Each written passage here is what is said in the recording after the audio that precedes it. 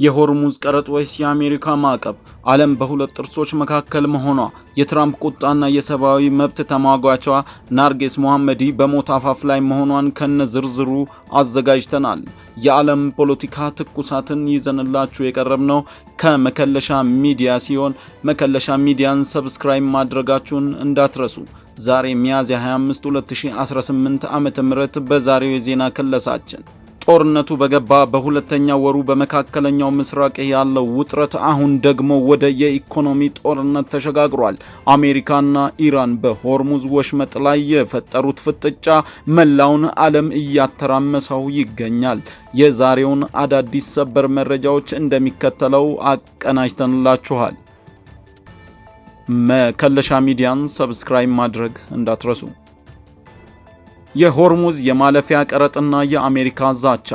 ኢራን የሆርሙዝ ወሽመጥን ዘግታ መቆየቷ ይታወሳል። አሁን ግን በወሽመጡ ማለፍ ለሚፈልጉ መርከቦች የማለፊያ ቀረጥ ማስከፈል ጀምራለች። ይህንን የቴህራን እርምጃ አሜሪካ የባህር ላይ ውንብድና ስትል የጠራችው ሲሆን በዛሬው ዕለት ደግሞ ጠንከር ያለ ማስጠንቀቂያ አውጥታለች።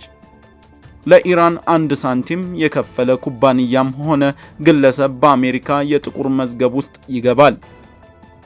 የውጭ ንብረት ቁጥጥር ቢሮ ኦኤፍኤሲ አሜሪካ የኢራንን የነዳጅና የፔትሮሜካል ገቢ ለማድረግ የወሰነች ቢሆንም ኢራን ግን ቀረጡን መሰብሰብ መጀመሯንና ገንዘቡም ማዕከላዊ ባንክ መግባቱን በኩራት እየገለጸች ነው። የትራምፕ ቁጣና የ14 ነጥብ መጥፎ ስምምነት። ኢራን በአደራዳሪዋ ፓኪስታን በኩል ጦርነቱ ሊያስቆም የሚችላል ያለችውን ባለ 14 ነጥብ የሰላም እቅድ ለአሜሪካ አቅርባለች።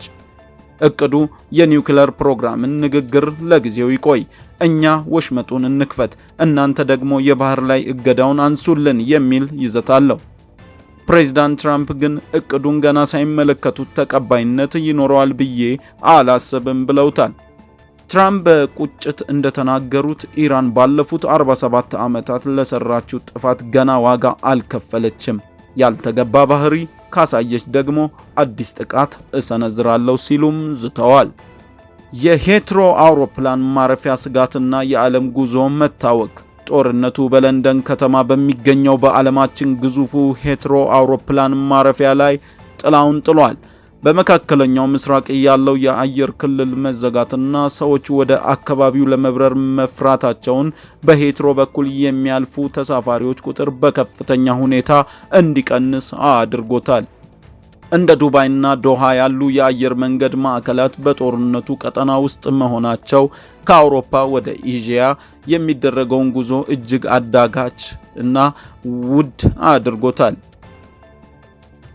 የሰብአዊ መብት ተሟጋቿ ናርጌስ ሞሐመዲ በሞት አፋፍ ላይ ትገኛለች። በኢራን እስር ቤት የምትገኘው የሰላም ኖቤል ተሸላሚዋ ናርጌስ ሞሐመዲ የጤና ሁኔታ እጅግ አሳሳቢ ደረጃ ላይ መድረሱ ተሰምቷል።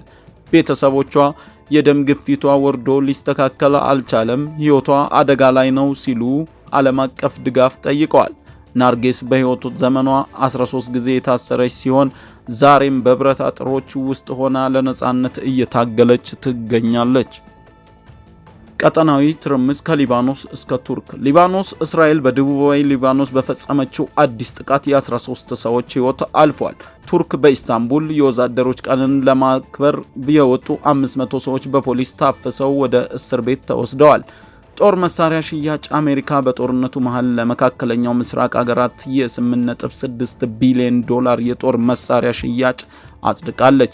ጦርነቱ ለጦር መሳሪያ አምራቾች ትርፋማ ወቅት እየሆነላቸውም ይመስላል።